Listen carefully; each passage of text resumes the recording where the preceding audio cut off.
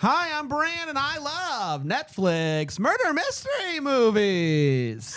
I'm Jax, and I like Netflix murder mystery movies. I'm Dan, and Hallmark, can you please start releasing more original content? And this is the Deck the Hallmark podcast. Deck the Hallmark, it's his podcast.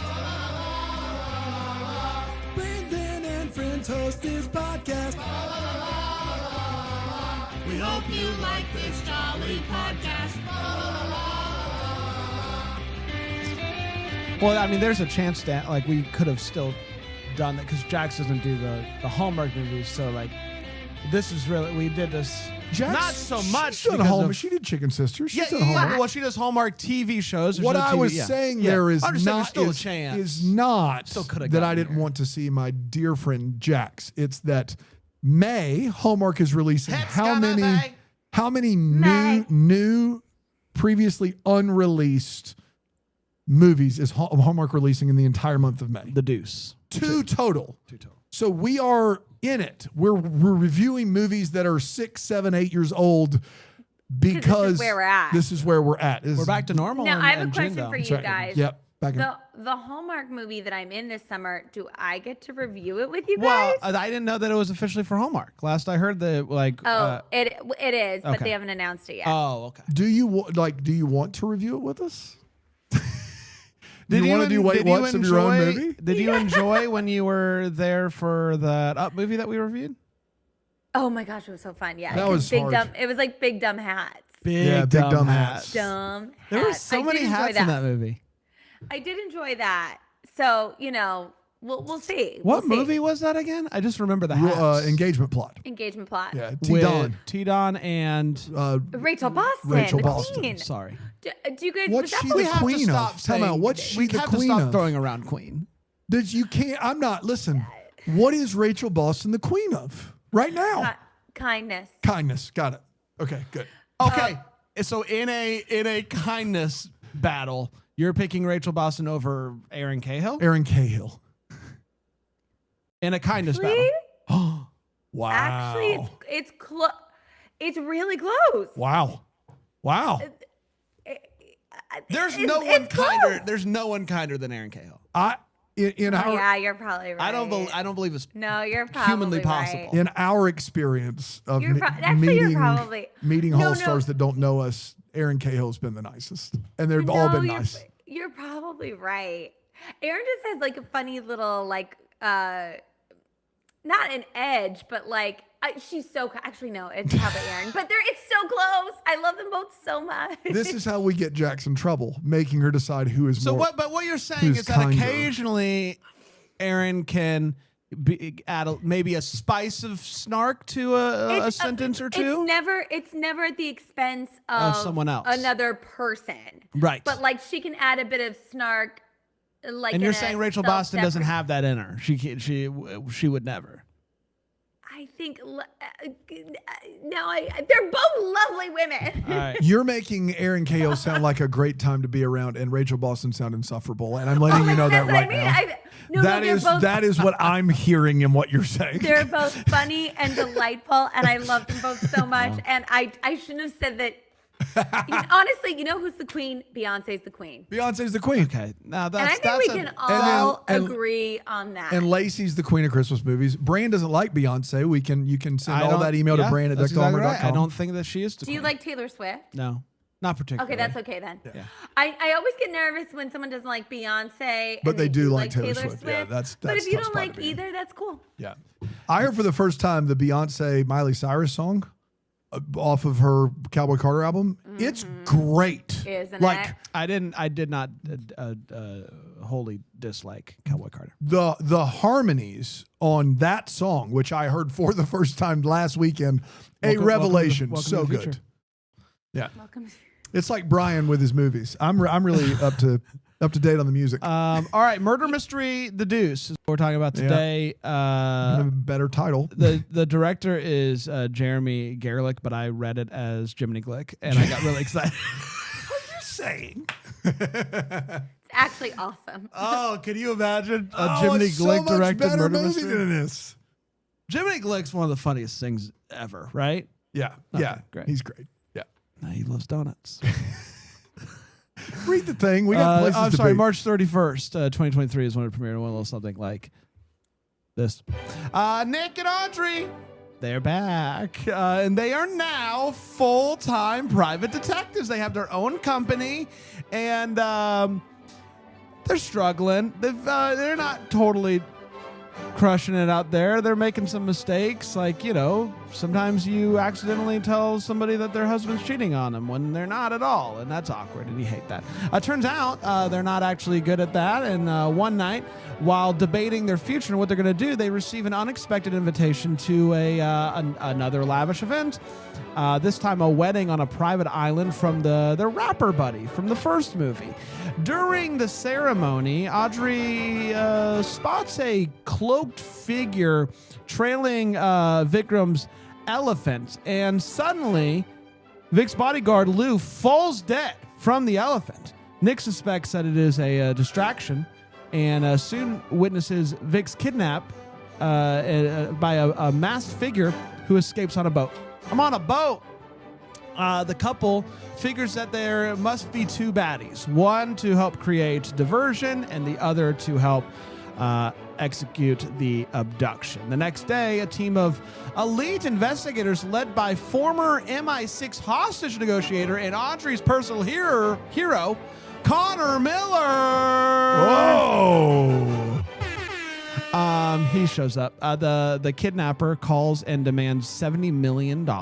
In Paris, Nick and Audrey accompany Miller to the meeting point, but are ambushed and forced into a van. A scuffle takes place, leads to a crash, and the kidnappers then work to frame the couple to be the bad guys. Miller appears to die in a car explosion, but a mysterious thief snatches the briefcase of money only to be killed by a second assailant in a garbage truck who steals the money. The duo arranges a final confrontation at the Eiffel Tower. Vic arrives strapped with a bomb, but Nick assumes that the real mastermind wouldn't endanger the ransom, so we don't got to worry about it. Miller reappears, revealing that he faked his own death. After Audrey is pulled to the top floor in a struggle, Nick follows and begins to fight off Miller's lackeys, if you will, and destroys the bomb detonator. Miller throws Audrey off the tower while she's tethered to this harness, and Audrey is able to survive, swings her way to freedom there, and together they're able to tie Miller's harness to the elevator system, which sends him flying over top and ends up snapping the cable. He falls into the helicopter blades and crashes into the river. Back at the restaurant, Audrey notices, is it Sarah? Is that how you say her name? I don't remember. I wasn't listening. She's smeared. The smeared henna contradicts her earlier claim, realizing that she must have been in on it as well. Apparently, she once tried to kill Vic out of jealousy over the family business. She attempts to shoot Vic, but the bodyguard takes the bullet, and she gets knocked out with the briefcase. They did it. They figured it out. And so to celebrate Vic and his new bride, they end up eloping, and then they give Nick and Audrey a bag of money and a dinosaur briefcase or something like that and a helicopter ride. But the pilot ends up pulling out a gun and is like, I'm American, takes their money and then jumps out, and I guess... Yeah. They die? I don't know. And that, my friends, was Murder Mystery 2. We did it. Let's take a quick break. We'll come back and we will get to the hot take and maybe 3 other segments. I love that. We're definitely doing hot take. The other 3 up in the air. Here on Deck the Hallmark.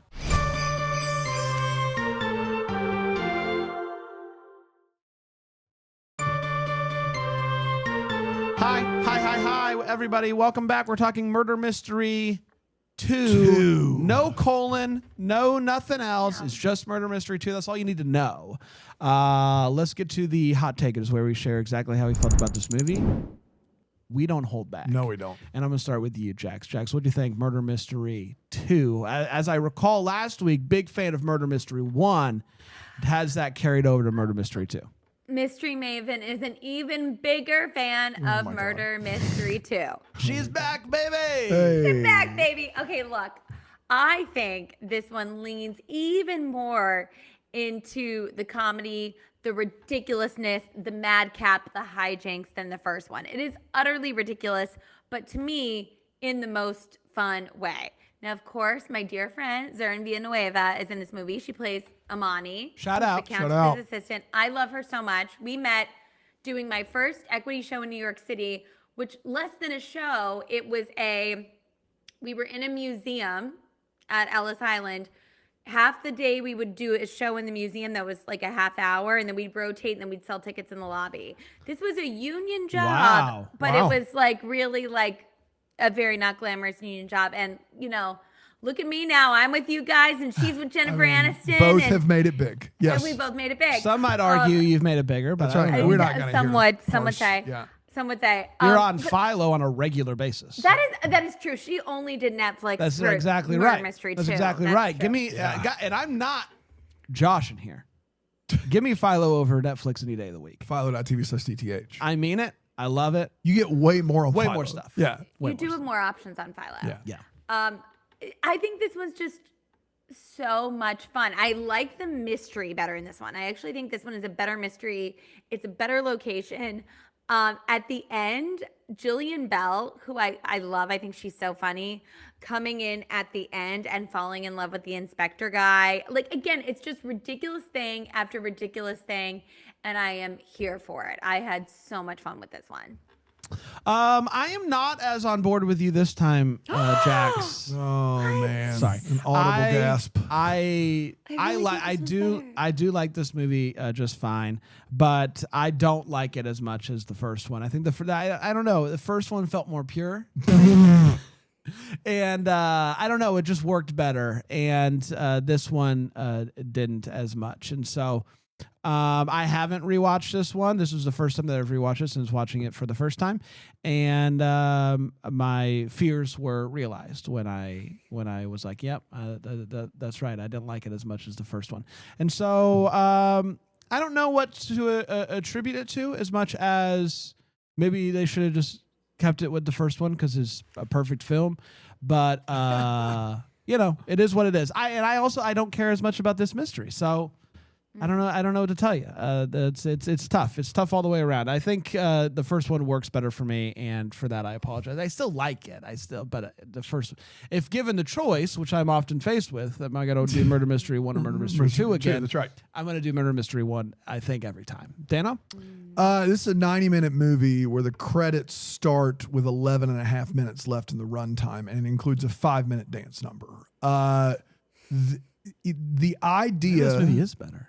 The idea that this, you know, what's left of that 70-some minutes of movie that we have left there is anything other than the first one did well. Really? We could go on another vacation. Let's do it. The idea that it's any more than that is absurd. Here's the one thing I will say about this movie, where halfway through, I was like, why am I even trying to do Wait What's? Like, this movie from a movie-making quality, like purely like filming, stunts, action, like pacing, editing, much more cleaner and consistent than the first one is. So it is a better made movie than the first one, which is very shaggy, very just like, well, then we'll walk and say the things to get us to the next thing. But there is no, like the first movie, if you try really hard, you can see like, these are the suspects. This is why the motivation of this person was this. This is the twist. This is the turn, all that stuff. That is non-existent in this movie. Mark Strong, famous, you know, Guy Ritchie actor, British actor, Mark Strong shows up, and it only shows up for a few minutes and then dies. And it's so obvious he's coming back to be the bad guy. It's insane. The movie is... He didn't say the C word once. Not a single time. That was a giveaway. Yeah. You have... The movie is definitely like more care is taken in the filmmaking and editing process. I will say that.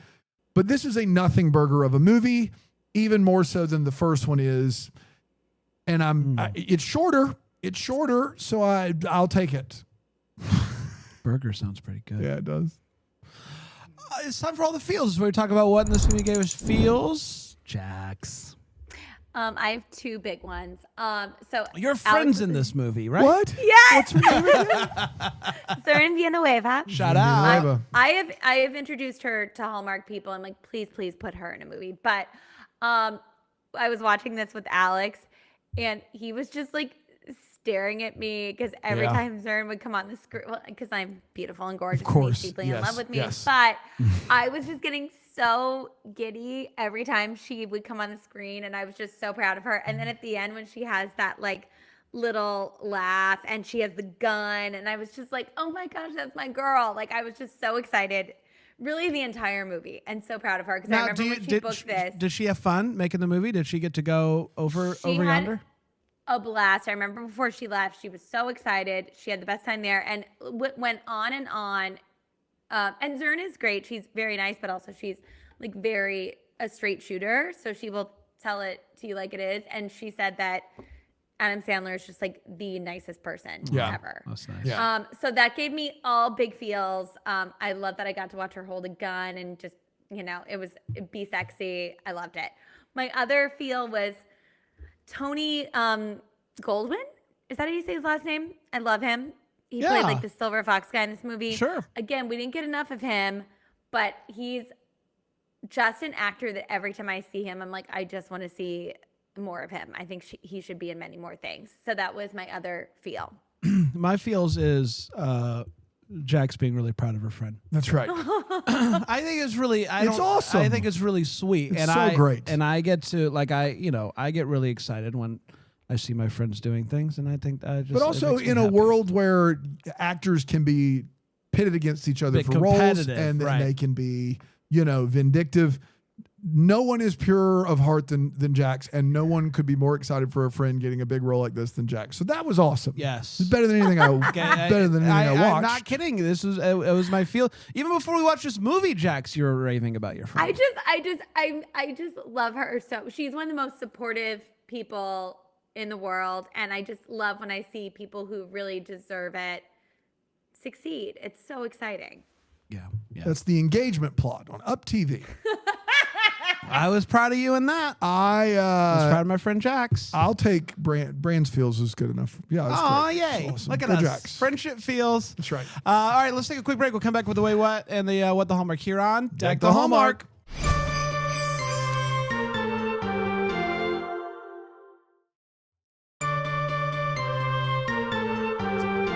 Hi, welcome back, everybody. We're talking Murder Mystery 2 today, and it's time for the Way What. Is where we talk about what in this movie made us go, what, Jax? Yeah, I mean, so much was happening in this. I do agree that, like, the Mark Strong of it all, like, we knew he was coming back, and maybe we were meant to know he was coming back, like, the whole thing with that.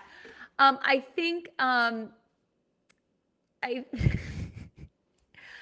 think my biggest wait what, even though I absolutely loved it, was I mentioned how Jillian Bell comes in at the end of this movie, and she's supposed to like meet the love of her life, like they said like 10 years ago if they weren't. I just was wondering that brainstorming session of what they were like when they decided to bring in that character. What was that? Because there's already so much going on. Yes. And it's like, sure, why not throw it in there? And you know what? Honestly, I was cool with it, but it was utterly ridiculous just the more and more things that they kept throwing out there. But I was here for it because I love Jillian Bell and I love love. Who doesn't? This is obviously a tough movie to wait what, because at one point someone walks through fire. That's right. And Adam Sandler goes, oh, they're just going to walk through fire, huh? Yeah. So when that happens, all bets are off. It makes it hard. I will say everybody at ground level in Paris is super chill about everything that's going on up there at the Eiffel Tower. Yeah. At one point, a helicopter is spiraling out of control towards the ground, and we see people on the ground just walking Just like, well, so they're doing it up there on the Eiffel Tower again, huh? There's another one. At one point, she's dangling from the Eiffel Tower, and we don't hear any sirens. No one is coming to check to see. I think something might be going on at the top of Eiffel Tower. Everyone is very chill in Paris because apparently stuff like this. It happens all the time with Eiffel Tower. It's a super chill place. Whatever. But yeah, there was not a siren to be heard in Paris with what was going on at the Eiffel Tower. Dano? Just one. They're carrying around a suitcase that's supposed to be filled with $70 million. Possibly. Not on your best day. Not on your best day could you fit that much money in that I suitcase. wrote down 10 million, but it could be 70. I don't know. Well, originally it was 50, and then they argue. The guy keeps going up on the price because of Sandler's bit with the phone. Yeah, go with it. Whatever the case may be, it's just a tiny suitcase. 70 mil is not fitting in there. That's really, really a terrible wait. But it's just where we are. And then lastly, you do say it in your synopsis, but I want to be very clear. Unless there's a scene during the mid-credits, because I promptly turned this off as soon as it said directed by Jiminy Glick. The end of this movie, they ostensibly die. Like the pilot of the airplane takes the bag, which I guess he had a parachute on, and he just jumps out of the plane. And the funny bit is they now are in a plane well above the earth, and there's no pilot. So they just die. That's how we end. The Murder Mystery 2 ends with, looks like they're going to die.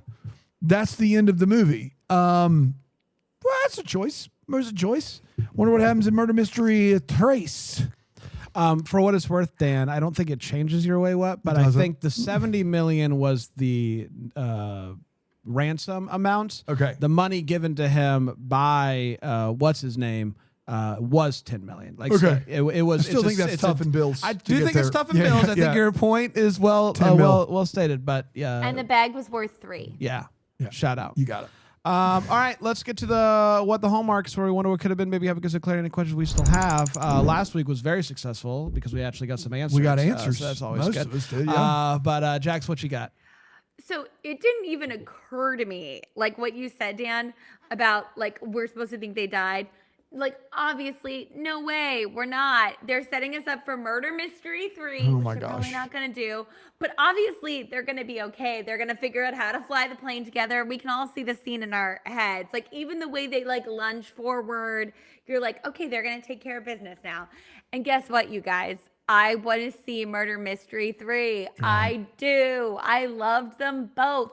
You know what? I really liked 1. I loved 2. What's going to happen to 3? It's just going to be my favorite movie ever. So please make it, Adam Sandler. So I'm with you, Jackson. I don't think that's going to come as a surprise, but I would like to see maybe like more of what they showed us at the beginning, where it's just them like trying to run this private investigation company. Yes. Enough with the international travel, everybody. Let's just do Murder Mystery 2, maybe in West Virginia. It takes them somewhere rural. Dan? The end of these two movies, for all the shade that I've thrown at these two movies, Murder Mystery 3, West Virginia, I couldn't be more in. I'm in. I'm so in. I know that's what was missing. These two movies reminded me of another Adam Sandler, Jen Aniston film called Just Go With It, which was in Adam Sandler's early let's just go and do a vacation movie phase, but it was a big screen movie. That movie is not good, but comparatively to these two movies, there's chemistry, there's hijinks, and I guess if you like this movie, you probably should go watch that one. Do you want to know what's funny, Dan? And this, I think, tells you the difference between the two. After watching the Murder Mystery movies, I went and started that movie and promptly turned it off. Yeah.